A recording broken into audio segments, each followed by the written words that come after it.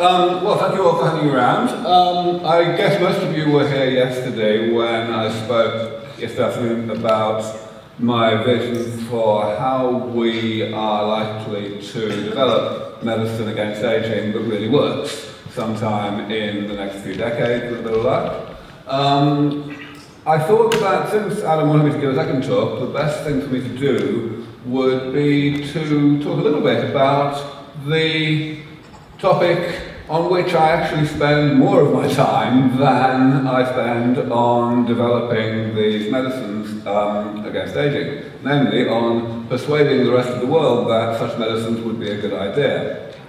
I know that by and large, perhaps everybody in this audience, certainly most people here right now are already perfectly happily convinced that these medicines would be a good idea. However, I think it's useful, even insofar as I would be preaching to the choir, to give a little bit of an account of my experience and the sorts of arguments that I like to give and that I find to be effective in this area, so that to equip you folks more effectively with the ability to go out and preach the gospel, so to speak, and perhaps do your part in altering public opinion. I think it is imperative that we do that.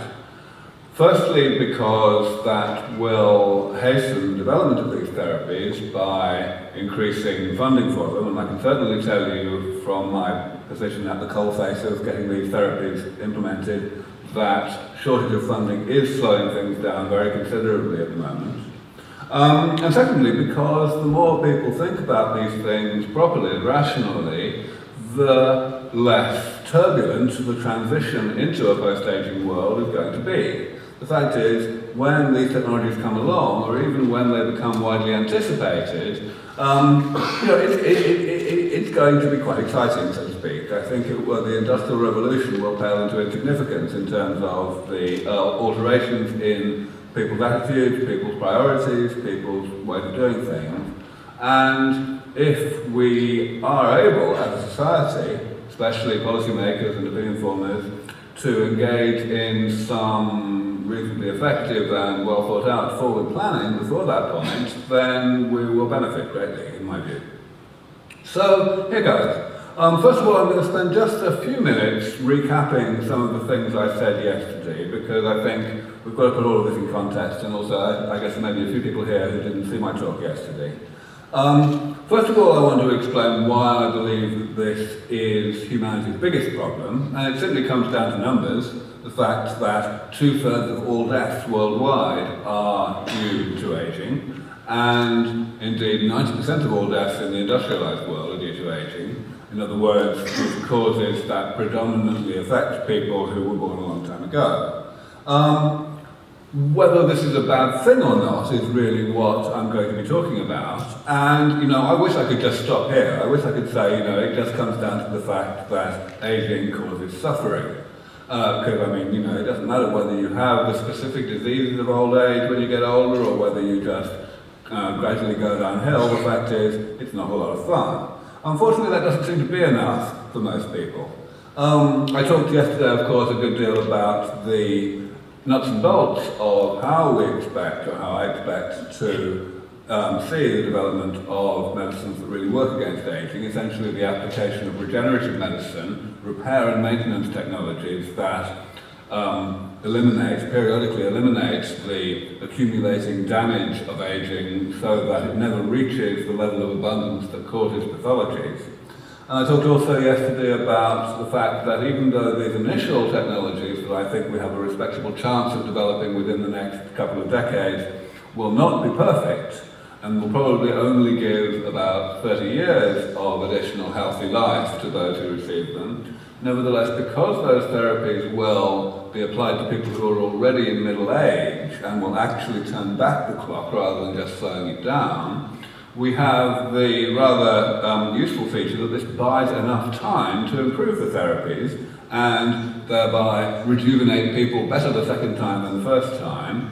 And I introduced the topic of longevity escape velocity, the minimum rate at which we have to implement those improvements to the comprehensiveness of these technologies in order that we can stay one step ahead of the problem indefinitely and ensure that people do not suffer the diseases and disabilities and consequent likelihood of death associated with aging, however long they live.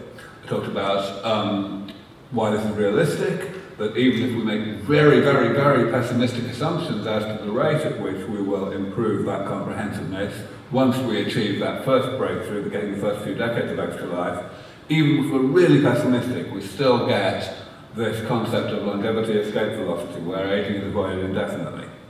And I concluded by telling you what that meant in terms of longevity. The first person to live to 150 is, in my view, very probably already alive, might very well be as old as 50 or 60, because that person will simply benefit from the therapies that are able to add 30 years to extra life. And I think those therapies have a respectable chance of coming along within the next 25 years. However, once that has occurred, we will have done the hard part, and therefore people who can live indefinitely, and 4-digit lifespans are perfectly realistic in that circumstance, is probably only slightly younger. So that was the conclusion of yesterday. So now, let's move on to the topic of today. The reactions that I receive from the general public, and from policymakers and opinion formers and so on, and even from biologists, when I talk about this, tend to be of the nature that I describe here. People say, well, they wouldn't spend all this time being old and frail and miserable. And they'll say they wouldn't want to live a long time even if they were healthy. And they'll raise various sociological objections, like the possibility of overpopulation, or inequality of access to these technologies, or dictators living forever, or difficulty paying the pensions, or whatever. And finally, they'll say things that essentially exhibit selfishness. They'll essentially say, well, it won't be in time for me, so I don't really care very much. And I'm going to address each of these things briefly. I'm going to start with this one. You know, it's pretty extraordinary that people will react to a story that talks about the elimination of age-related ill health in this way. It's as if they just weren't listening, right? I mean, it's not as if I'm the first person to come along and say the message that I have here, right? That it's all about health, and that any longevity benefits that might result are a side benefit. That's what gerontologists have been saying since the dawn of gerontology, you know, since World War II. It's completely extraordinary that people continue not to get that message, and to make what sociologists have started to call the Tiffany's error, which is named after a Greek myth, actually.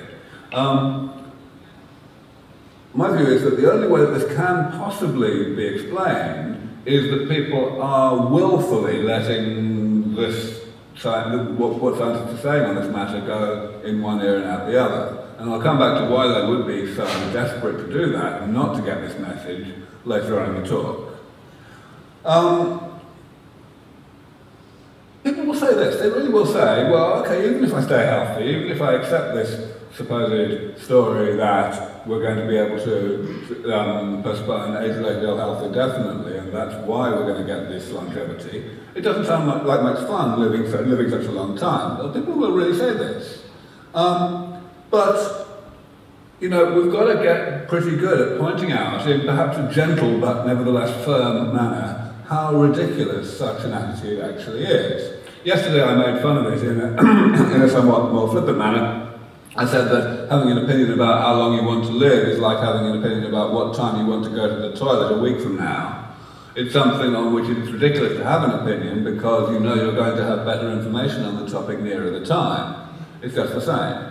But another, perhaps slightly less pugnacious way of saying the same thing is what I've written up here. If we go back, and this is really the message here, it's always worth going back again and again and again to the fact that this is all about keeping people healthy and that longevity is a side effect. If we go back to that, then we can ask these questions. We can say, well, okay, do you actually want to get sick anytime soon? And people will generally be fairly happy to agree that they do not want to get sick anytime soon. But then you can say, well, hang on, do you foresee any time in the future when you will want to get sick soon? You know, I mean that, you know, once you can understand, people will sort of understand that, you know, it's rather like being a different person, you know. I believe that tomato ketchup is the work of the devil, and I very much expect that I always will hate tomato ketchup, right? You know, I would be a different person if I wanted to get sick sometime soon, and so people will generally accept this, right? And then we say, you know, okay, supposing you don't want to get sick, would you like to die sometime soon, even though you're not sick? You know, would you like to get hit by a truck sometime soon? And people will generally accept that they don't want that to happen either. And then, of course, you can ask the same question again. You can say, do you foresee a time when you will want to get hit by a truck? And, you know, you get it, right? That's all you need to make the argument, because then you can say, well, okay, so in order to minimise the risk that you will in fact get sick sometime soon, eventually, or you know, something like that, what's the best thing to do? Clearly the best thing to do is to do your bit to hasten the development of therapies that will stop you from ever getting sick. It just stands to reason. And people, you know, people will squirm at this, but the fact is, and they will try to change the subject here. Never let anyone change the subject. Because, yeah, they will start to try extremely hard to do so when they see that they're up against someone who's actually thought about this. Now, I'm going to spend a little more time on the sociological objections, because these are the ones that I have to spend most time on when I talk to journalists or when I talk to the general public in the Q&A after scientific talks and so on. And, you know, it's fair enough that people would look at the prospect of a post-aging world and immediately start to think about what might be the catch. You know, what might be the downside of this ostensibly good thing, namely the elimination of all the suffering associated with aging. The business of the risk of overpopulation is the one that comes up first, that's for sure. It comes up most often. But again, we can come back to the question of longevity being a side benefit of health. So, here's the way I look at it. Which one of these things do you favour? If you don't favour defeating aging, actually bringing aging under complete medical control so that nobody ever gets sick however long they live, then you've basically got to take one of the other two positions I put up here. Either you've got to say that it would be good, the some age at which it's good for people to get sick, okay? Or you've got to say there's some age at which it's good for people to die, even if they're not yet sick. That's what you've got to say. There's just no logical way out of that. You know, I mean, so do you want a world in which medicine just doesn't work very well? Or do you want a world like Logan's Run, you know, where we kill people at a particular age, even though they don't really want to die? You know, this is really the options. And people will, of course, try and wriggle out of this in various ways. People will say, well, people will immediately dive into the question of feasibility. They'll say, oh, well, you know, I mean, I don't really want to talk about this, because after all, it's just academic, isn't it? I mean, we're never going to be able to bring medicine under medical control, so who cares whether we actually have, you know, a logical, ethical position on the matter? And this is actually a really important thing to grab by, to grab by the jugular as soon as it happens. People will do this. They will implicitly take a position of, listen, I refuse to think seriously, talk seriously about the question of whether it would be a good idea to defeat aging, because it's obviously never going to happen. And at the same time, the same people will equally strongly take the implicit position that, well, I don't really think it's worth talking seriously about whether there is any prospect of defeating aging with medicine, because it's obviously a bad idea.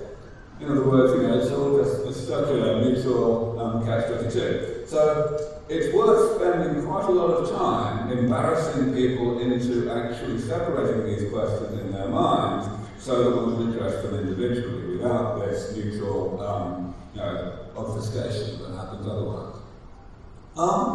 Another thing is, you know, finessing the concept of being sick. People are terribly fond of the idea of being healthy for one's age, whatever the hell that means. You know, I mean, sure, there are some 90-year-olds who are much better off health-wise than others. There are some 90-year-olds that don't have the diseases of old age, the ones that we bother to give names to, like Alzheimer's or various cancers or cardiovascular disease or whatever. And, you know, they are probably a good deal more body than your average 90-year-old. And it's reasonable for medicine to aspire to a world in which people don't get as sick as the average 90-year-old is today, and instead they only get as sick as 90-year-olds like that. But that's still sick, just because we haven't given names to the problems that these people have got. The fact is that their function has diminished. They can no longer keep up with their granddaughters on the dance floor. This is just how it is, and it's not much fun being like that. So we cannot let people get away with finessing the definition of what it is to be sick. The fact is, loss of function is loss of function. So once we've got through those two wriggles, we can go on. Actually, what did I do here? I can't remember. Oh yeah, that's right. Hang on a second. There's, taking the thing by the scruff of the neck and saying, well, okay, maybe I was wrong about medicine. People will actually say, well, okay, yes, historically we have viewed medicine as an unallied, definite good thing, okay? But maybe it's not true. Maybe there are certain circumstances in which medicine would have social consequences that would be so apocalyptic that the benefits of medicine would not be so good. And I'll come back to this in a minute. I've put up here for completeness the Logan Run scenario, maybe saying, well, okay, maybe it's sometimes good for people actually to die even when they're healthy. But, I'm not going to take that one really very seriously, simply because even the most die-hard opponent of medicine against aging tends not to say that. So I've just put that one in for completeness, but I won't address it any further today. I'm going to talk about this one a little bit more. The idea of something being impossible, but who cares? And you don't have to read all this, of course, but I've just put some quotes up here from really rather acrimonious exchange of views that took place several years ago now in the academic literature between me and a bunch of my more vocal critics within gerontology, many of whom, I'm pleased to say, have now very much come around to the appreciation that the thing I've been saying for the past decade is actually perfectly reasonable. But yes, there was a great deal of opposition and, well, I would go so far as to say ridicule of the idea that I was putting forward back then. And I had to work quite hard to educate my critics and indeed neutral experts on the matter. The question has to be, why did I have to work so hard? What can be so, so threatening about a new idea in science or in technology? It seems like, that's obviously always a good thing to have new suggestions for ways to improve quality of life for humanity. Ultimately, it comes down to this. It comes down to the fact that, first of all, scientists tend not to know very much about areas outside their own expertise. Science is massively balkanised these days, simply because it has to be. There's not enough money to pay all the scientists to go around, and therefore people have to really focus on getting money from wherever they can for the things that they're already good at, rather than trying to embrace new areas of expertise. It's also worth bearing in mind that science is not some, saintly discipline unlike any other in which vested interests are mysteriously absent. Scientists very much have vested interests too, and especially they have a vested interest in maintaining people's view of their omniscience, the idea that they actually know everything about anything that could possibly be relevant to their area, which they certainly don't. One thing that's also worth bearing in mind is that every scientist knows perfectly well that when you want to express a criticism of a scientific idea, you have to actually stick to expressing criticism of the idea, rather than criticism of the person who is propounding the idea.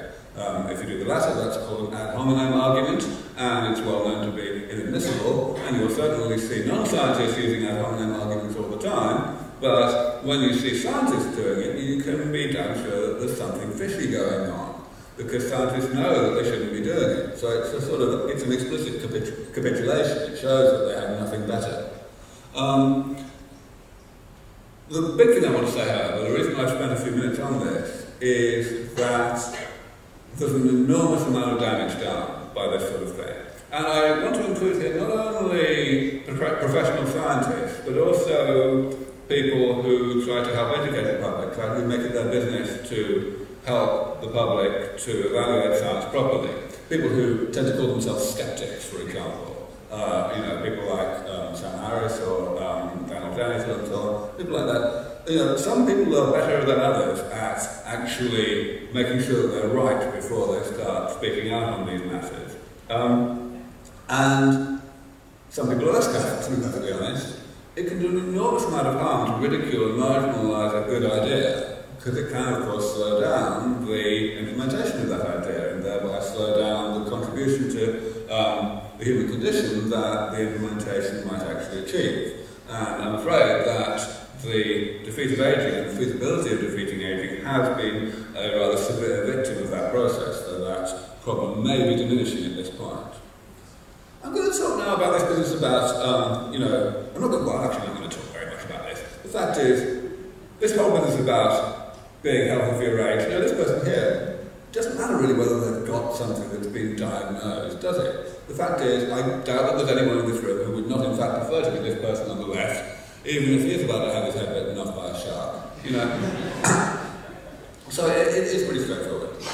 Finally, this business about medicine, you know, actually not necessarily being universally a good thing. I want to give a couple of, talk about a couple of points addressing that, because this argument collapses in a number of interesting ways. First of all, let's talk about the precautionary principle. This is a rather popular idea that says essentially what I'm saying here, that we should be very cautious about developing technology that might be bad for us. We've heard today a little bit about AGI and the possibility of creating what a lot of people call unfriendly artificial intelligence, machines that become vastly more capable and powerful than humans, and that may or may not actually be autonomous enough to go about fulfilling their goals, which we may have initially defined, but which may be evolving as the intelligence of the machines evolves. It's bad things could happen, as you've heard today. So this may very well, I mean, some people think it is an argument for simply going slow on the development of AGI. However, I think it is pretty difficult to use that argument as a way of opposing the development of therapies against aging, because an argument about the dangers of AGI is rather like an argument against the dangers of developing nuclear technology, which I think a lot of people would say we wish we hadn't, in that these technologies can allow small numbers of people to do, or small numbers of entities anyway, to do large amounts of harm, very large maybe, in a very short amount of time. Therapies against aging can't do that. They can only change the world very gradually. And that's a really, really big difference. I think we've also got to understand that the idea of technology being misused is equivalent. Right? The distinction I'm making there between the first and second items up there is, technology like AGI might destroy us without even being misused on purpose. It might just be, you might just have what people call a hard takeoff, where machines just get out of control on their own. The misuse example there, I just explicitly mean a case where humans are actually achieving the goals that those particular humans want to achieve, but they are not in the interest of the rest of us. However, we also need to look at the risks of not developing technology. A few years ago, Max Moore came up with the phrase the proactionary principle, which he used as a way of contrasting the risks of developing technologies with the risks of not developing technologies. But ultimately, I would say that you could actually cast the proactionary principle as an example of the precautionary principle. But one should not suppress or be scared of the development of technology that can do good. And I want to elaborate on what I mean there, because ultimately what I mean there is all about the conclusions that we can come to on the basis of what we don't know. Normally we think, well, okay, if we're uncertain about some particular aspect of the future, then we should be more cautious about changing the future. But that's not really the right way to think about it. The way we should think about it is, if it's something we don't know about the future, let's look at what the worst case scenario would be in either case, neutrally, in the case where we develop the technology and in the case where we haven't. Now, here are just a few things we don't know about the distant future. We don't know how many kids people are going to want to have on average. We don't know at what age they're going to want to have them. We don't know how other technologies, like nuclear fusion, for example, will alter the extent to which the average human being has a carbon footprint or other environmental impact, and therefore alter the carrying capacity of the planet. All of those things, of course, have an enormous impact on the severity of the question of overpopulation.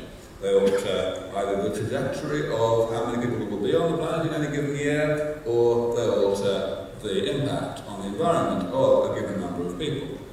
And I've given one more thing at the bottom there, which I've mentioned because it doesn't necessarily apply, and it doesn't necessarily have relevance to overpopulation, but it has relevance to other questions that come up when people are looking at the sociological impact of defeating aging. People say, well, how will we pay the pensions, or how will we make sure that people get paid equitably and people just don't stay in the same job for 500 years and this, that, and the other.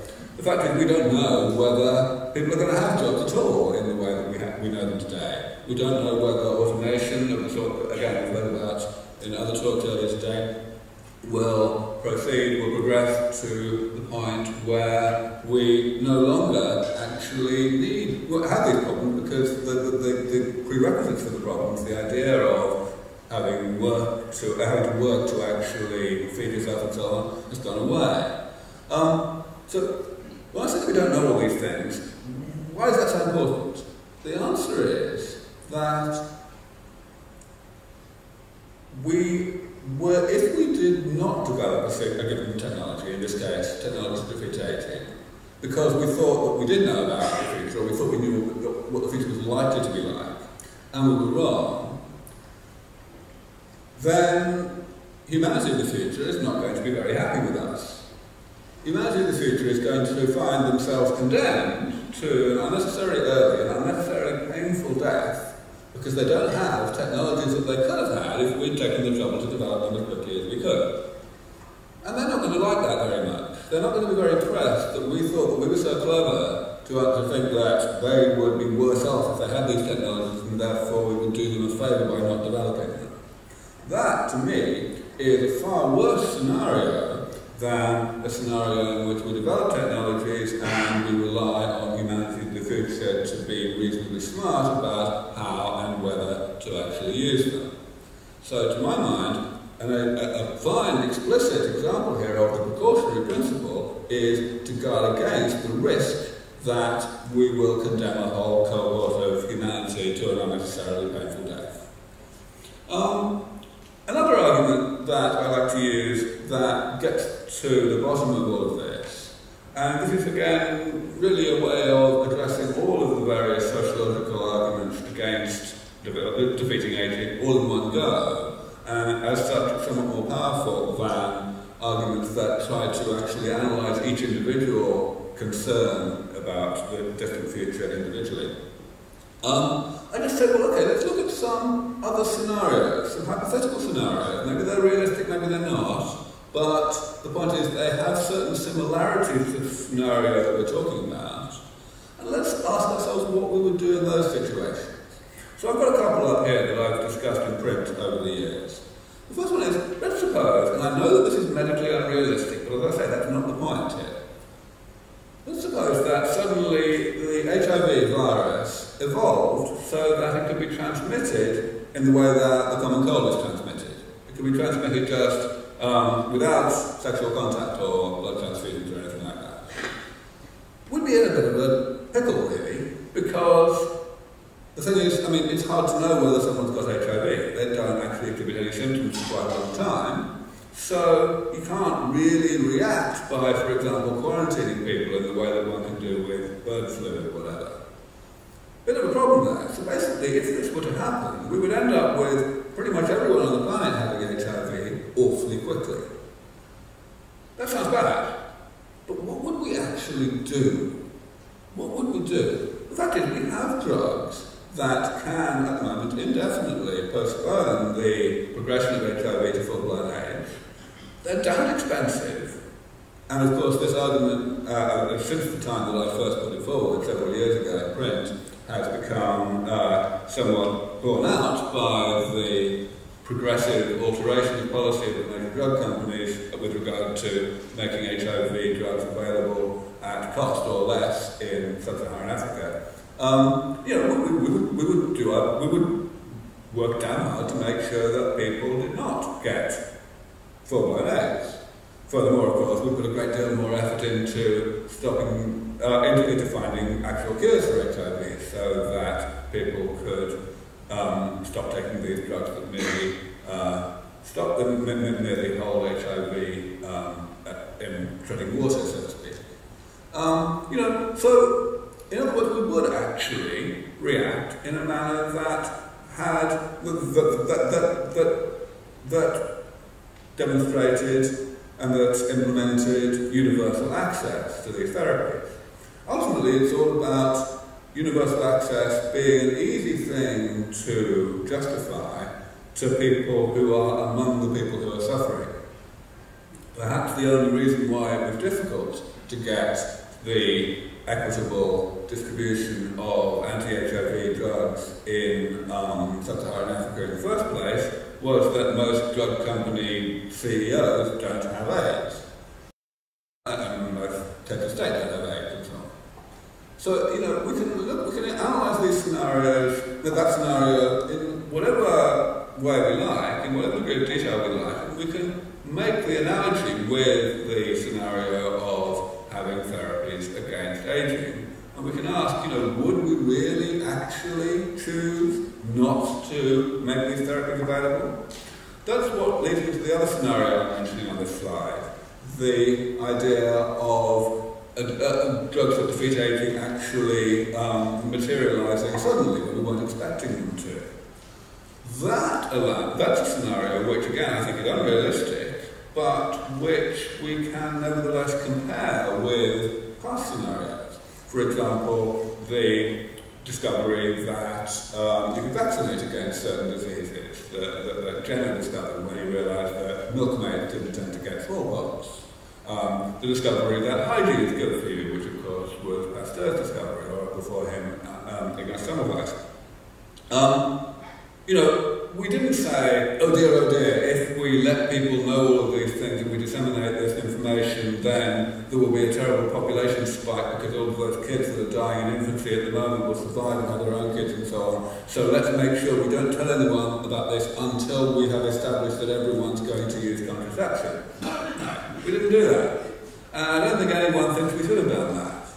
So again, we can ask, if these therapies existed, then would we use them? Of course we'd damn well use them, meaning obvious. So that means that in order to argue against the development of these therapies, we have to say that somehow it's bad to hasten the development of something that would be good if we already had it. And that just makes no sense whatsoever. So this is quite an interesting argument, and an effective argument to use against these things.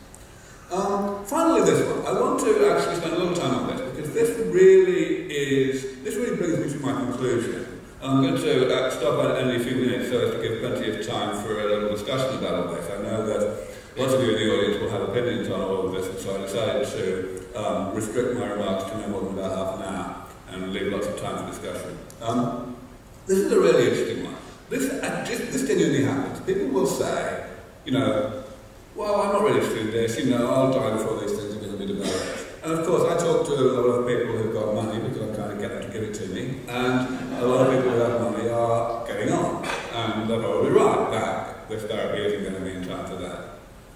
But hang on, well, when I get that sort of reaction from an audience, an elderly audience especially, I'll say, all right now, hands up everyone in the audience who's got kids, and most people will put their hands up, and I'll say, okay, put your hands down now. Hands up anyone in the audience who's got kids and doesn't give a damn about their welfare. But unfortunately, that's genuinely the situation. I know of examples where people have said this in front of their kids. Okay. So, last I heard, altruism was generally quite fashionable. The idea of actually thinking about other people, especially people that you're supposed to care about. It's pretty weird. So, what's going on? What's the deal here? This is the deal. This is my psychology slide, and many of you will have seen this before because I've been putting this forward for many years. The fact is, the reason why people are so totally crazy when it comes to the question of the constitute of defeating aging is because it used to be a very good idea to be crazy about this. It used to be very sensible, very rational, to engage in whatever level of psychological self-manipulation you needed to in order to trick yourself into putting aging out of your mind. Aging, let's face it, it's very ghastly indeed, and while it's completely inevitable, and while furthermore, in the case of most of you, it's not going to happen to you for quite a long time, not going to affect your health for a long time, that's a pretty daunting thing to spend your life being preoccupied by. So it makes sense to find some way not to be preoccupied by it, to put it out of your mind. And it doesn't matter how irrational your rationalizations actually are, so long as they work. That's what it's all about. It is rational to put ghastly but inevitable things out of your mind. I like some science fiction down here. Science fiction about, quote, immortality, whatever that is one of my biggest problems in my advocacy efforts. Because the fact is, science fiction about immortality sells papers. It sells books, it sells units, people go and see films about it all the time. But why do they go? They go because they come away feeling comforted, feeling good about the thing. And what do they feel good about? They feel good about the fact that the storyline always has some feature of it that makes the defeat of aging a bad idea. The story will begin with a completely uncritical assertion that there's going to be a desperate overpopulation problem, for example. And everything else will be built on that, and by the time you've got to the end of the film, you've totally forgotten that assertion was completely never justified. It's just that the world was horrible as a result. Now, the more that sort of thing happens, the more stories are written that encourage people to engage in, suspension of disbelief, which is of course what science fiction is all about. And people actually succeed in engaging in that suspension of disbelief, the more difficult it gets for us, for those of us who want to actually get people to grow up and be rational about this, to make that happen. The more difficult it gets, because the more entrenched the pro-aging trance, as I have called it, eventually gets to be. So, of course, the whole thing only falls apart once this inevitability has become unclear, but as I explained yesterday, it certainly has become unclear. We are within striking distance of combating aging, and this pro-aging trance is now an immense part of the problem. All right, so I'll stop there, and I'll invite anyone who has an opinion on all of this to tell us about it.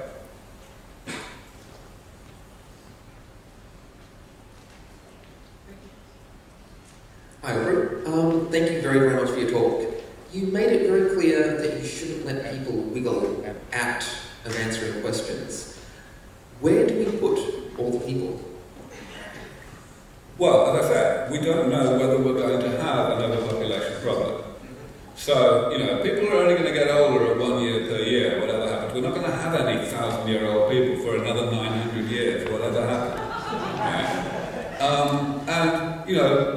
Other technologies happen really quickly. Other sociological changes, not necessarily driven by technologies, also happen really quickly by comparison with that. So this is why I put up those three just totem examples of the things we don't know about the even relatively near-term future, like 50 years from now, let alone the distant future. Now, as you can see, those things profoundly affect the extent to which any defeat of aging would actually result in any kind of overpopulation issue. So, this is what I'm saying. Maybe society in the future will find that it needs to impose some kind of restriction so that people have fewer kids than they would otherwise want to. Maybe it won't. But it's up to us to give humanity in the future the choice, because maybe we'll have a problem at all, and if they do have a problem, maybe they prefer to have the problem and solve it rather than have the problem that we have today. Simple as that. Hi, Thanks for your talk. It's been really great. I was just wondering if you could give some cases of like the dumbest arguments you've heard against your project, or the funniest things that people have said, or anything like that. It's been a very, very long time since I've heard a question or a concern that I haven't heard before, so nothing's dumb or funny anymore, it's just cheating. I'm just jaded, really.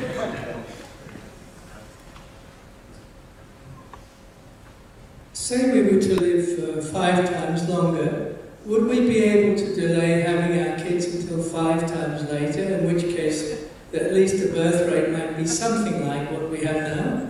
Yes, we certainly would. The menopause is a process that is intrinsically into aging, as you know. It's caused by the depletion and eventually exhaustion of the supply of egg cells in the ovary. The ovary is just another organ, and it can be replaced just like any other organ, or it can be rejuvenated in situ like any other organ. In principle, we can't really do this yet, but actually we're not all that far away from being able to do it. So if you imagine the current situation where we see a gradual increase in the world record aging of motherhood, the only reason why it's a gradual increase is because these people are getting old in other ways. Once we've got comprehensive postponement of all age-related ill health, then maintenance of the ability to have children at any age will just be a natural consequence of that. Hi. I just was struck by your comment about the lack of funding. I must be very ignorant here, but I can't understand why all the younger, very wealthy people in the world are inundating you with resources. Yeah.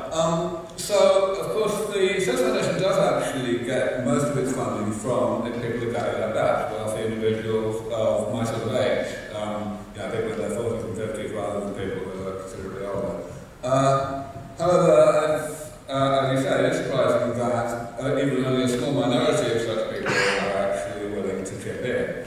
And something that gives a little bit of insight into that is the fact that a number of even quite well-known billionaires of that sort of generation have expressed very clear and unequivocal verbal support for this mission, and yet still they don't put significant money in. Seems very curious, doesn't it? The only real explanation that I have for that is that these people have other concerns in the back of their minds that are among the irrationalities I've described here that hold them back.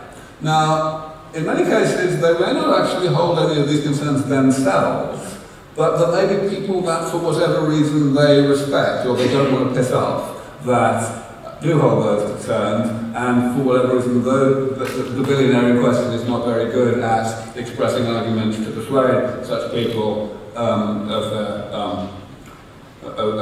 the invalidity of those things. You know, billionaires' wives are a terrible problem.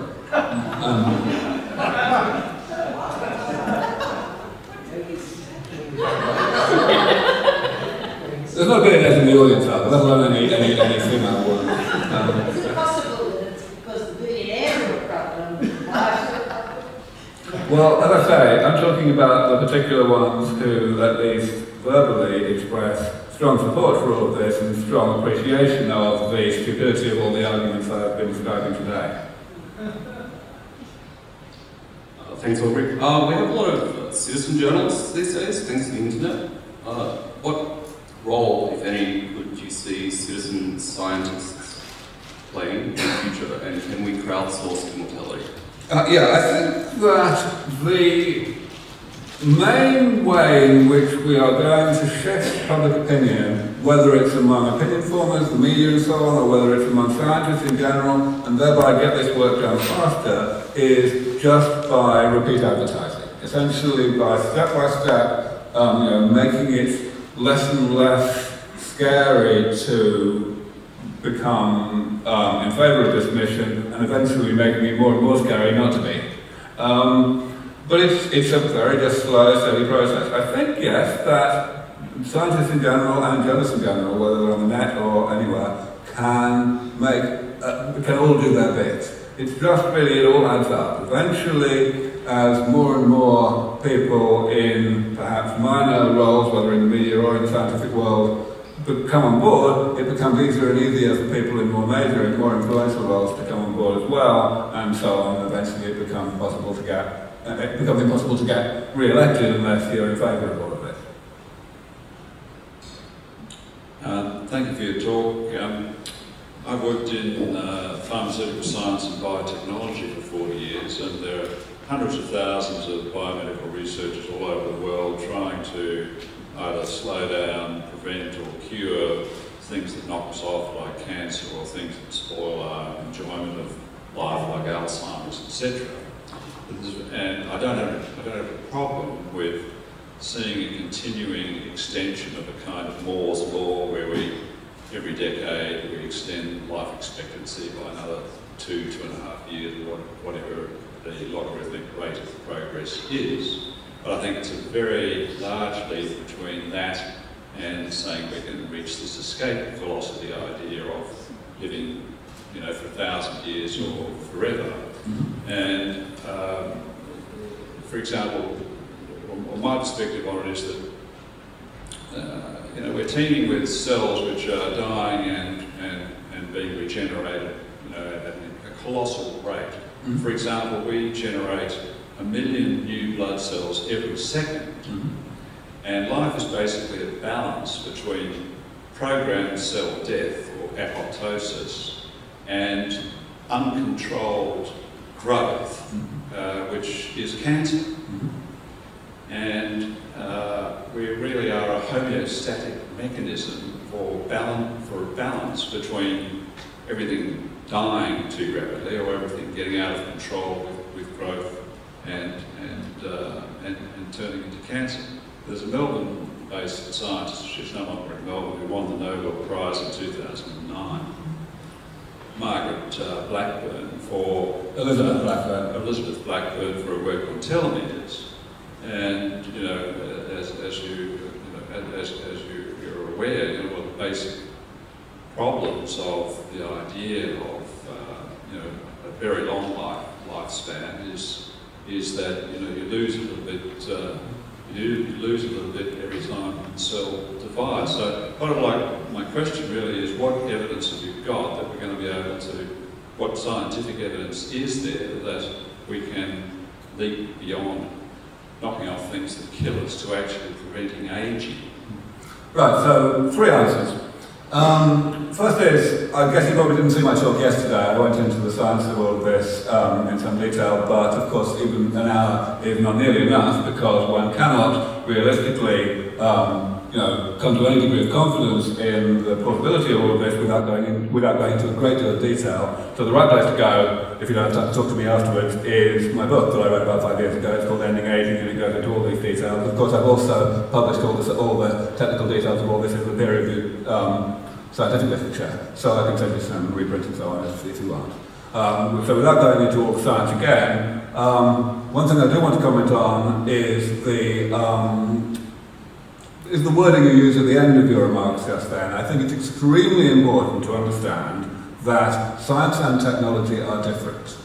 And the way that a scientist thinks of the word evidence and the value of evidence and the way that one goes about evaluating the importance of a particular item of evidence is completely different from how a technologist does it. Because what a scientist is trying to do is to figure out how nature is, and what a technologist is trying to do is to alter the way that nature is.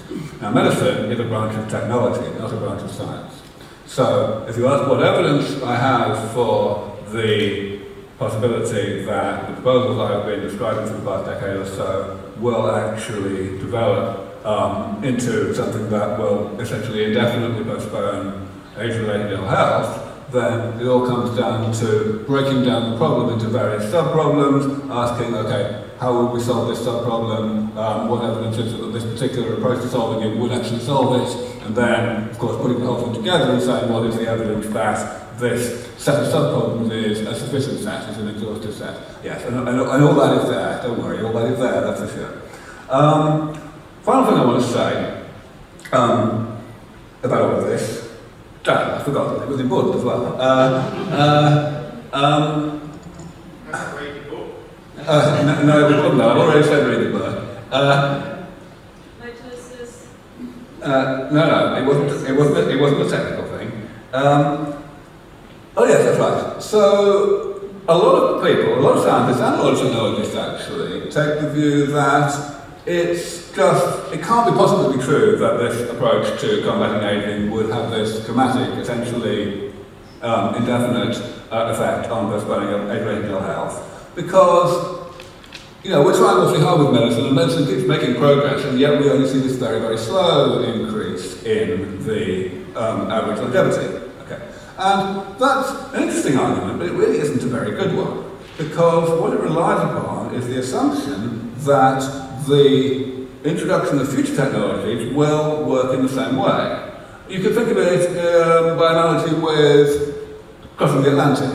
If you ask people in 1900 how long it would take to cross the Atlantic in 1930, they would have answered the question by extrapolating from the rate of progress in the speed of ocean-going liners. And of course, there was new technology that came along, a different way of going about the problem, which made that answer look pretty stupid. And it's exactly the same here. In this case, the approach to combating aging that we're looking at is regenerative medicine, actually repairing the accumulating molecular cellular damage that goes on throughout life and is eventually bad for us, rather than slowing down the creation of that damage, which is essentially the approach that has traditionally been pursued by gerontologists. This turns out to be a very radical departure. It's rather counterintuitive, in fact I would go as far as to say it's very counterintuitive to think that an approach that actually turns back the clock would be easier to implement than an approach that slows down the clock. But it turns out, once you look at the details, that is the case. And that is why it doesn't work to extrapolate from the slow rate of progress that we've seen over the past 50 years or whatever to a continued slow rate of progress. I actually think that over the next 20 years or so, we're likely to see the rate of increase of longevity in the developed world slowing down, plateauing, relative to the rate that we've seen since World War II. And only 20 or 30 years from now, when these regenerative therapies come along and start to really work, will we see a resumption in that increase. But when we do see that resumption, it will not be a resumption at the rate we see today, it will be a very, very rapid one. Hello, thank you. My question is about what you emphasise in your lobbying and education. I think you said that longevity is a byproduct of improved gerontology and therapy. Improved health, yeah. Yeah, improved health. Is that what you emphasise? I just wonder whether when this notion of 1,000 years idea scares people and that people think the idea of pushing a walking frame around for 920 years is not a great idea, and that it's actually more important to emphasise even the short, medium-term benefits of improved health now. Yeah, this 1,000-year idea is an obstacle to you. Yeah, this is a big dilemma that I've had since the beginning of my work in this area, and certainly since the beginning of when I started to come to the attention of the media. It's critical to ensure that people get the message that this is all about health and that the longevity benefits are a side benefit. But it's also critical to make sure that they get the message that this is not just medicine as usual. That if we only talk about specific age-related diseases and the possibility of preempting them using such methods, then people are going to think, yeah, well, this is just one more way of attacking these specific diseases. They're going to be underwhelmed. I won't get into the papers in the first place. I won't come to the attention of people who might actually be able to do something about this. So initially, in fact, for the first few years of my reasonably high-profile media exposure and conference exposure, I basically just had to let people say what they wanted to say, even if it was sensationalistically focused on the extreme longevity claims that I was making. I couldn't stop people using the word immortality in the titles of their articles, and I didn't really try. Over the past few years, since I've become more of a sort of media fixture, I've been able to take a much more aggressive line. And if you go through a sort of timeline of the videos on YouTube, for example, of me, you will see a progressive shift in how aggressive I am, how assertive I am in shutting people up and shutting people down when they try to focus on longevity for the sake of longevity as if that were what I was about. So it's easier now. It's got a lot easier now. And for all of you, if you talk about this and people talk to you and say, well, I wouldn't want to live forever or all that, you will now be able not only to say what I say, you'll also be able to say that I say what I say.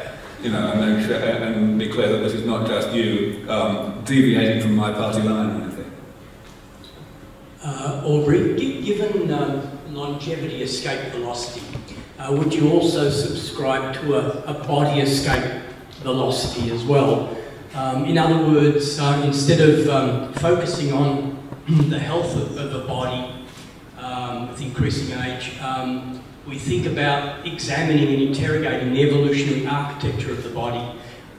We don't accept the evolutionary sort of status quo, and we examine possibilities of redesigning the body altogether. I'm not talking about disembodied intelligence, but rather alternate embodiments that will kind of function and experience and operate more effectively in the world. Yeah, okay, this is a very important area, and it's an area that I don't get asked about nearly enough, so thank you. I think that the whole question of the distinction between what's a therapy and what's an enhancement is one that really finds its most, the rubber hits the road in that question more sharply in relation to this sort of work than pretty much anywhere else in future technology. And it's something that I think, it does come up in conferences like this quite often, especially ones that are more philosophically oriented. Personally, I think that it's, first of all, pretty much inevitable that these technologies, as we develop them, will give rise to similar technologies, consequent technologies that are going to be used for different ways, that would be unequivocally enhancements. In terms of whether that's a good thing, sure. I mean, I don't think there's anything really problematic about the concept of enhancement. People, of course, are terribly focused very often on the distinction between an enhancement that is inside the body and one that's outside. So, for example, people are quite surprised when one points out that spectacles are enhancement. And they don't really think of them that way. They're perfectly happy with spectacles. But when they think about something like a cochlear implant, they don't quite think about it that way. And cochlear implants don't really, become much of a topic of conversation in terms of their merits at the moment, because they're used to take people who are profoundly deaf and give them some hearing. But as little as 5 years from now, I'm told it's quite possible that we will have cochlear implants that give people better than normal hearing. And at that point, of course, they will become an enhancement. And you may get, people who, musicians, for example, actually having cochlear implants electively. In terms of more dramatic enhancements, people have been working for some time on redesigning the dorsal musculature so that people could actually have wings, and of course that's a very long way away, but nevertheless I can't really persuade myself that it's theoretically impossible. People would quite like to have gills so that they could swim underwater a long time. Personally, I don't like wearing clothes, and therefore I think it's a bit of a shame that people have such poor thermoregulation, so that there's only a narrow range of temperatures within which they can be comfortable. And I'm sure that's something we can fix. So yeah, absolutely. I'm generally in favour of all of the obvious sorts of enhancements.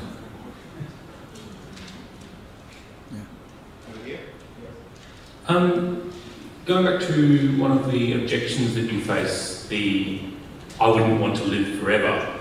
I feel like I haven't heard you address this in any of your presentations that I've seen. The question, which is foreign to pretty much everyone here, but the idea that people might at some point in the future genuinely no longer wish to live even if they're healthy.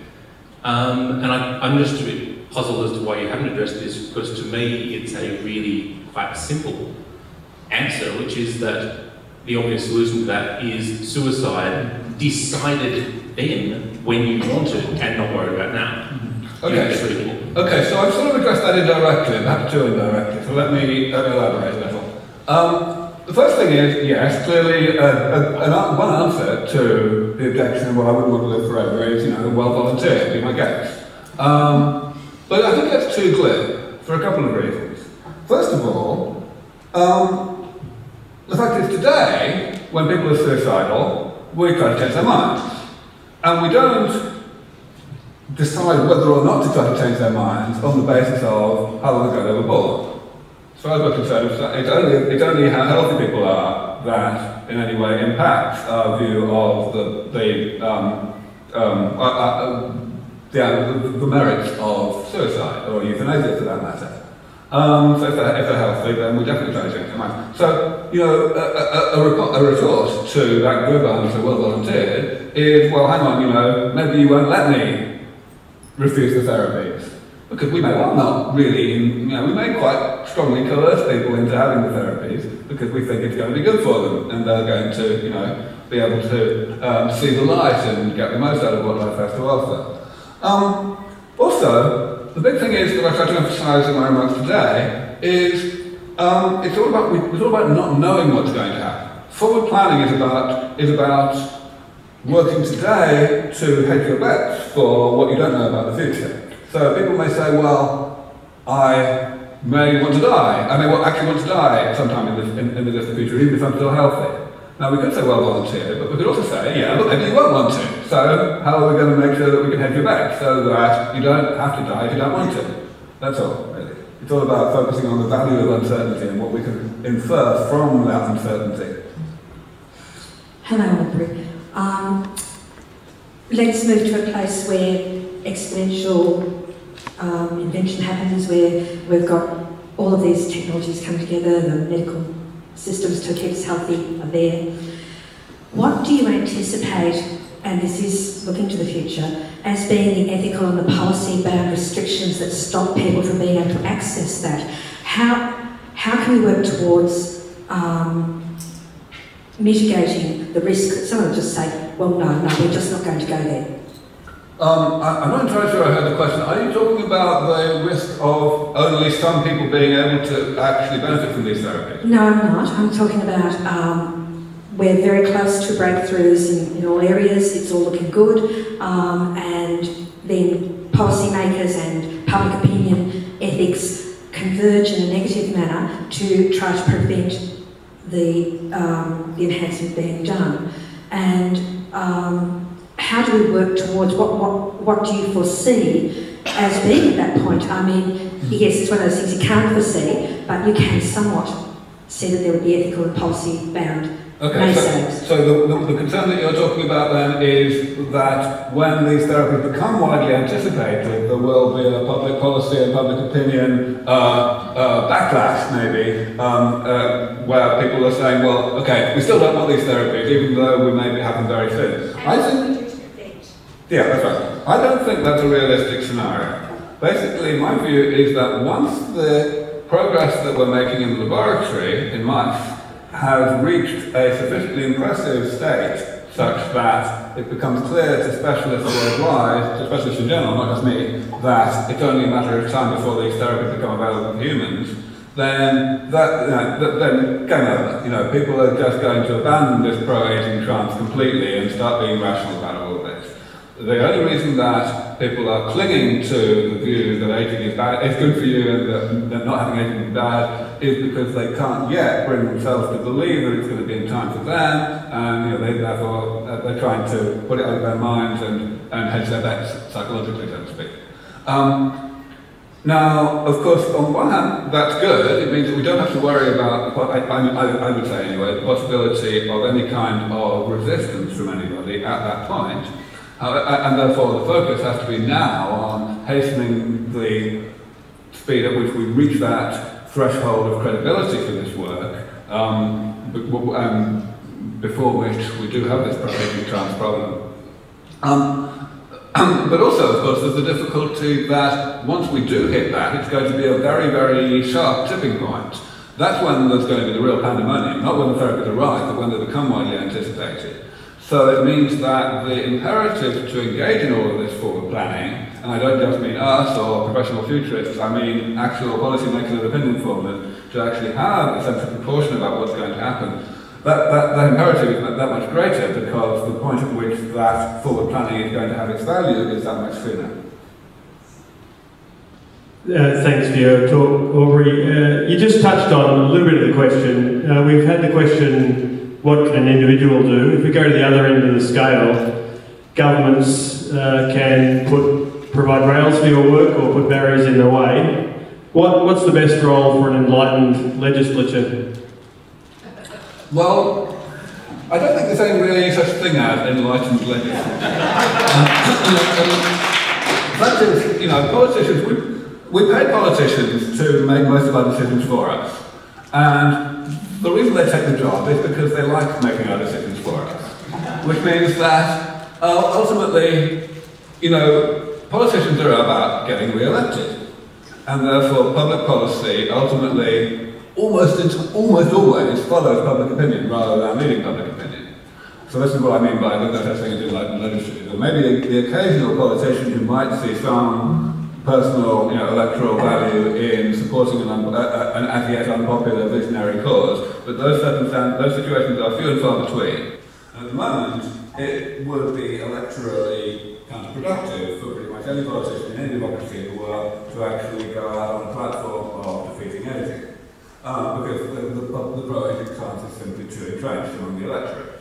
So I think we have to start by turning over the public, and that will lead very rapidly to a transition in public policy.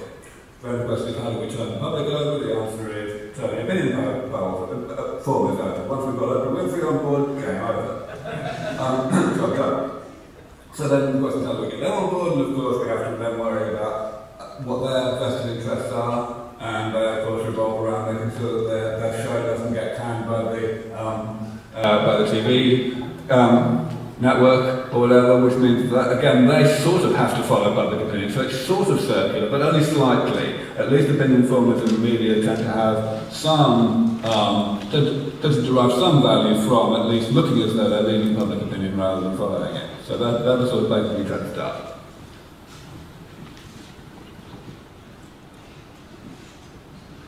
Excellent. That's all we have.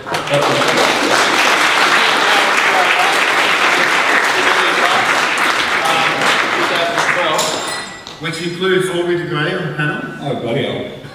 Natasha Peter Moore, who just addressed us before.